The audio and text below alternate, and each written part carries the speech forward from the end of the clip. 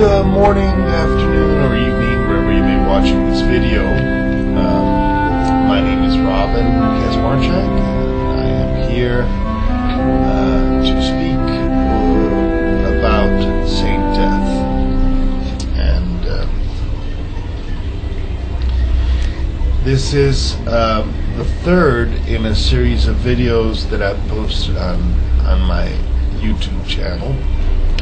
As part of a arrangement, or let's say a paying a debt to Saint Death for favors received, I guess you could say, and also because I feel that I owe her at least this, and I'm going to explain that why that too and all that. So. I'm going to begin this video with a small discussion about my spiritual background, all of this, and then after that I'll try to discuss with you who I think Saint Death is, what I think she really represents for all of us as human beings. I think she's universal. I think she's everywhere. I think she is eternal, omnipotent, omniscient, omnipresent, infinite, immortal, etc., etc., etc. Well, let's start with me and who I am and why I'm doing this. My spiritual background is as follows. From early childhood on down, I was raised atheist by basically a hippie mom that was into the Hare Krishna movement, and my aunt and my grandfather, my grandfather was, my aunt is, strong atheist leanings. All the family was strongly atheist, except my mom that got into the Hare Krishnas, which is another aspect that I'll discuss in a minute about Saint Death, because she fits in there too. And my dad was this kind of like hippie guy with a very eclectic Christian upbringing, but a very kind of like rebellious nature. Got into the Sufi order and studied with Prabhupada Nayat Khan. So to make it simple, my mom was Prabhupada and the Hare Krishnas, and my dad was Prabhupada Nayat Khan and the Sufis, and I was somewhere in the middle. And that's like being a son of a Hindu worshiper and a Muslim worshiper. It's obviously going to bring it. Of course, in the esoteric circles of the 60s, the Hindus and the Muslims of those extreme versions, Hare Krishnas and the Sufis, intermished and intermingled pretty well. So there's no conflict there. There's no reason to fight in those, because the Sufis have the universal worship. And Prabhupada always mentioned that Krishna was in all the deities, so there's no conflict with Allah. Anyways, around 12 years old, I went to South Carolina to stay with my grandmother, my American grandmother. She was raised Catholic, but very disgusted with the church goings on, and decided to go with the TV evangelists instead. She was a lonely woman. She lived in her trailer all alone. She didn't have a lot of friends, and she sent money to Jimmy Swaggart. So you can imagine what kind of fucked up, messed up childhood I had. In high school, I was briefly into the whole, satanic music stuff, Black Sabbath, all that stuff. didn't really understand it until I went to LA and started studying from a guy named George Derby, who was a real Satanist, a real schmendrick, but a nice guy and a very informed fellow about all the religious forms. And George had a shop called Panpipes in Hollywood, which delved into all types of spiritual matters from the left side. He was a left-hand, you know, he said of himself he was a sorcerer. He was a left-hand sorcerer. I respect that. So studied that with him a little bit. The whole Masonic movement, the whole, you know, all that stuff. Order Templi Orientis, Solomonics, Goetia. Didn't really fit in with me because I'm not a nasty type of fellow, and I didn't want to, you know, cause demons to work for me. It's just not what I do. However, I did have some results with Spiritism, and especially with the ghosts. Ghosts are very friendly towards me, so I guess that's the reason I work in a tarot shop, because they work. And when it works, if it works, if it's not broken, why fix it, right? Which brings us to our current, I guess, dilemma or question or Saint Death. Okay? Now,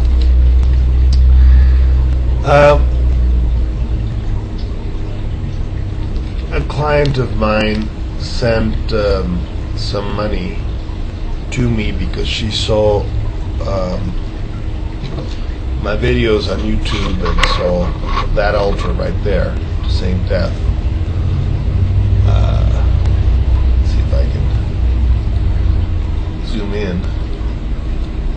There she is. Can't really see her too well in there because the camera is not too good, but I got plenty of photos of the altar for you guys to watch on other videos, and I guess I can post some of those in here, maybe not. Anyways, she saw the video of the altar, and she, you know, must have thought it was a temple or something for Saint Death, and she sent some money for me, for her. Very big distinction there. She sent some money for Saint Death, which put me in the position of having to make this series of videos, and also an altar, because, you know, I don't know you guys, but I don't have any doubts about the reality of Saint Death. Not that I believe in her, but it's just that I've had so much goings on with her that I know she's there, and she's there constantly, and she's always watching and waiting. She has her job to do, right? Now, my relationship to Saint Death is one of respect, a little fear, because nobody wants to die, and as I know she is my divine mother, love. Because if you don't love your mother, who place are you going to love, right? If you can't love your mother, you're in trouble. So, loving Saint Death is what I do. But here's the funny part, because I'm no fool. I know she is basically the dark side, you know, of the force. She's like, you know, there's the Father, the Son, which is God up above, and there's the Mother, the Earth, the ocean, the darkness of the sky, which is down below. So you cannot separate that from itself. You have to see, you know, she's going to kill you someday, literally. That's her job. That's what she does. She takes you away. She takes you back into her womb, which is the earth. And that's not, you know, a pleasant thought. That's just what it is. Now, here's spiritually speaking, here's my big breakthrough, and I think I could share this with you guys. You cannot be mad at her for what she does. You have to accept it and love her for it. You have to make peace with death. That is the job of a really, truly awakened person. I'm not saying I'm awakened. I don't know that I'm awake. I think if I was awake, I probably wouldn't have a human body yet, would I? So I'm not saying I'm awake. I'm just saying that my philosophical conclusions as to the nature of loving God forcefully take me to the unescapable fact that the darkness and the light are one, and that you cannot separate them because they are part of the same process. So, Saint Death, our mother, well, she is she is the part of the universe or creation or whatever that spooks us the most. She's what gets us all shook up. But she's there, and denying her existence, saying that she's not there, or that she does not have an impetus or a shape or a form or a communication or that she's not present in our hearts and in our lives. It's just plain stupid. Okay.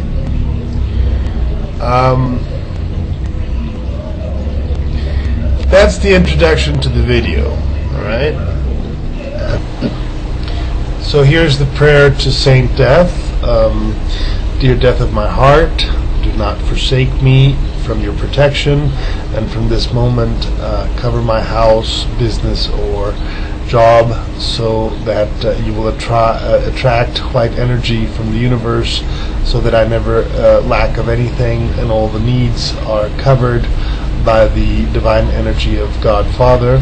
By the virtues that you possess, I will vanquish all the obstacles, and nobody will come between me that wishes me ill, but only good people that knows how to love and respect the humans that live in this planet. I do not wish for riches, but just a just life with no need for anything. Protect me day and night, and it will be thus. From the very beginning of time, man has worshipped the Mother Goddess, known as the Fertility Goddess, known as the Sweet Mother, known as for so many names and so many forms. The Mother Goddess, the Fertility Goddess, has been with us. And my own mother worships Yashoda. Yashoda, the mother of Krishna.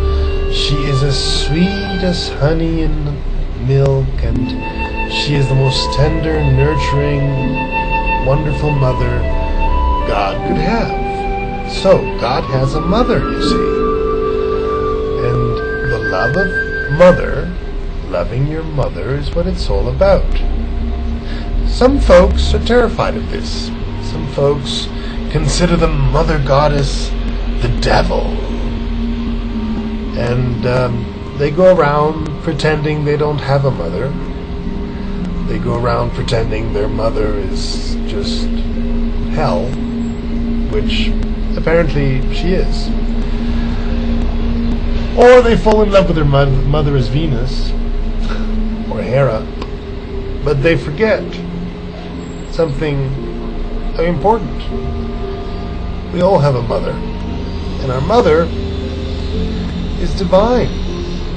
And when we get that little fact straight, when we begin to see the mother not as our enemy or the devil or the dark side of the force, which she is, we begin to see that maybe, just maybe, the universe is perfect, and love, not hate, is the principal motivation, the principal source, the principal fountain of all things. Love for mother as well as love for father. So all those folks that, go on about conspiracy theories and the fact that, the mother worshippers are basically devil worshippers, they're just getting it wrong. They're getting it sideways, upside down. Because, yes, she is the dark side of the universe. Yes, she is the ocean from which everything arises. But she is also the love. She is also the nurturing. She is also what gives us birth. And we cannot, in good standing, forget that. So, this video started as a disclosure of who the mother is. But I think anybody that is a little bit smart can go to Google and Google Mother Goddess, and we'll get all the different versions. The Hindus, the Egyptian, the Mexican, the Mayan. She's everywhere. She's always been everywhere, and she qualifies with all the same qualities of his father. By the way, I love that picture of Omiratsu Oni-chan. It really shows the relationship to the other forms of the mother, but it's always the same. She's got all the same attributes if you look for them. She can be terrifying. I won't lie to you. She if you look at the mother as what she is, which is also death,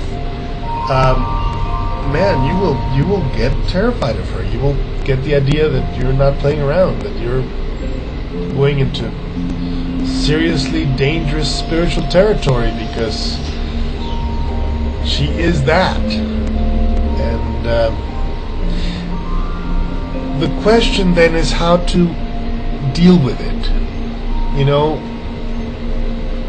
Most of you guys that were raised in a Christian background were told to fear the forms of the mother. You were told to fear that which is not the father.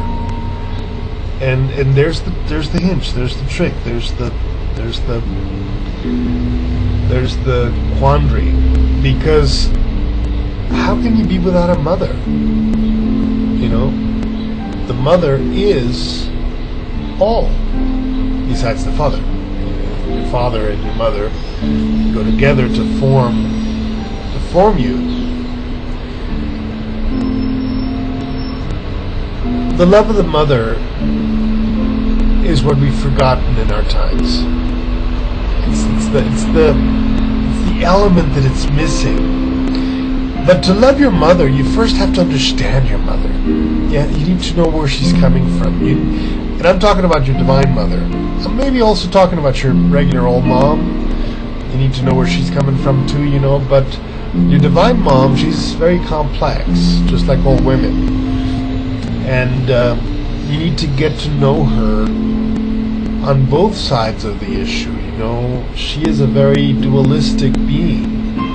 On the one hand, she's this wonderful, nurturing, tender being. On the other hand, she'll just eat your heart out, So when you get that, and when you stop being afraid of her and just accept what she is, exactly as she is, and you see her without illusions, but just with the great deep love that one has for his mother, that's when it starts to make sense. That's when the tenderness, the nurturing, the beauty of it. There's only one cosmic mother. And whatever name you want to give to her, that's your business. I'm not going to get into that, because there's so many names to give her.